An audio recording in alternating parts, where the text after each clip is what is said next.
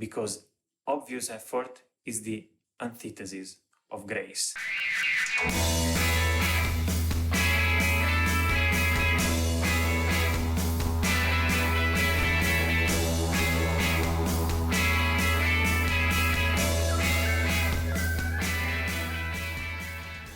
Get ready, because I'm going to start right now a series of videos about Italian style.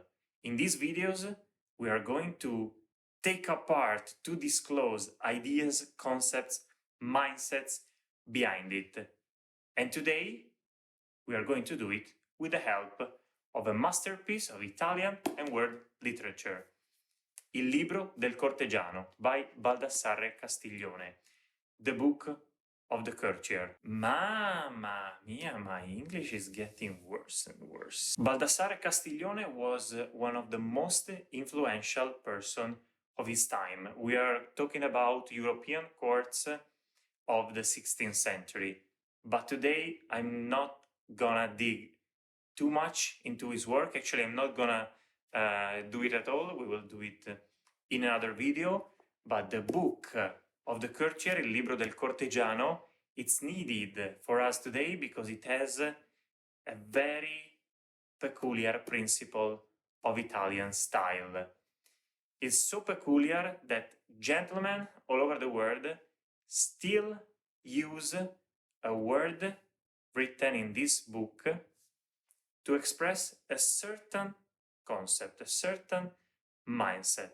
And I'm talking about sprezzatura. This word is nowadays absolutely abused and in most of cases totally misused. But if you are not into style, elegance, and so on, probably you have no idea what sprezzatura is. And don't worry, also a lot of people that are into these topics, they heard about it, they use it, but they don't really have idea what sprezzatura is. It's true that it doesn't exist a super accurate translation for sprezzatura.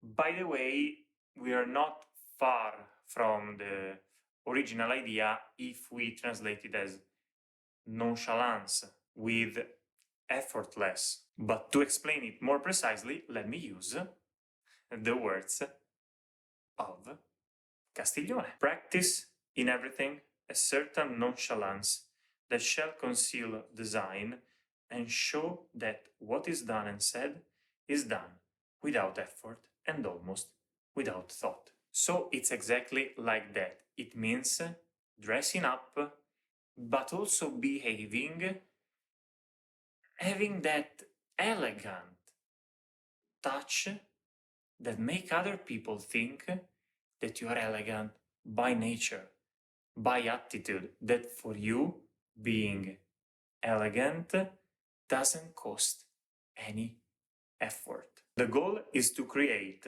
in other people the sensation that you picked basically the first thing that you found in your closet without thinking too long, but still you managed to appear neat, elegant. Later on in time, the mindset of sprezzatura has been taken to its extreme expression, probably, I would say for sure, by Beau Brummel. In future, we will dedicate more words to Beau Brummel, but for now, it's enough to know about him that he was the non plus ultra of the courtier of his time, and he really represents well the courtier and sprezzatura. And also, of course, how sprezzatura works, because appearing that you didn't spend Tóth's time in dressing up doesn't mean that you really didn't. In fact, if you take a picture of Beau Brummel, you see that he was wearing this scarf that was put in a very casual way and might look not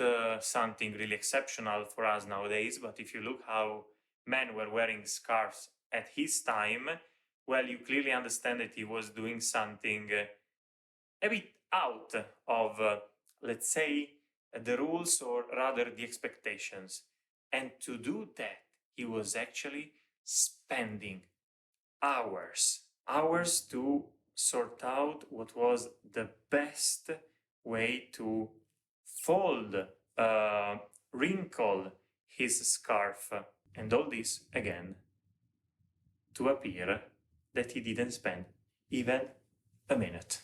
And this might sound absurd, might sound too much, might sound not aligned with nowadays life, but actually behind that there is an important lesson that we can learn, and is the same that we can learn from, for instance, sport people, because the success of effortless gestures, the success of grace is into repetition. In fact, for instance, when you watch playing, I don't know, Rafa Nadal, Roger Federer, it seems that for them it's absolutely natural to hit the tennis ball. It seems that they have a natural grace and talent for that, and for sure they have.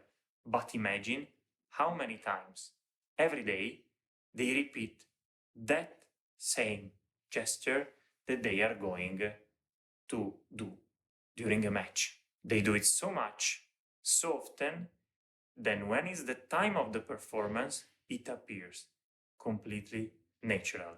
It appears that they do it out of genetics. You don't see in what they do an obvious effort, because obvious effort is the antithesis of grace. And I'm quoting again Baldassare Castiglione. If I manage to raise curiosity around the concept of sprezzatura, be aware that if you search more informations online about it, you probably find only things linked to menswear. And that's probably due to the fact that we had the strongest representative of sprezzatura in Beau Brummel, who revolutioned menswear, so still nowadays is strictly linked to men clothing, but I tell you, it's just due to wrong interpretations, wrong assumptions, because in my opinion, the best representatives of sprezzatura are actually, generally speaking, Italian women. No other creature on this planet is so good in giving the sensation of being elegant, stylish, on point, in the right moment, in the right place, and at the same time seemed wearing the first thing that she found in her wardrobe, like an Italian woman.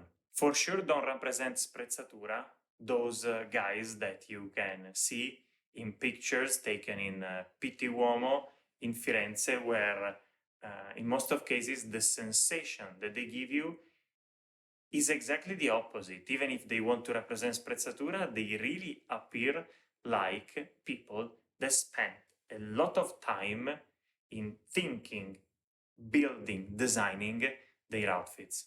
That's not sprezzatura, and not even that much Italian style, because Italian style is capable to create sometimes even a sensation of scandal, but still in the range of elegance. That's a skill, something that should be evaluated also on a CV. Ciao!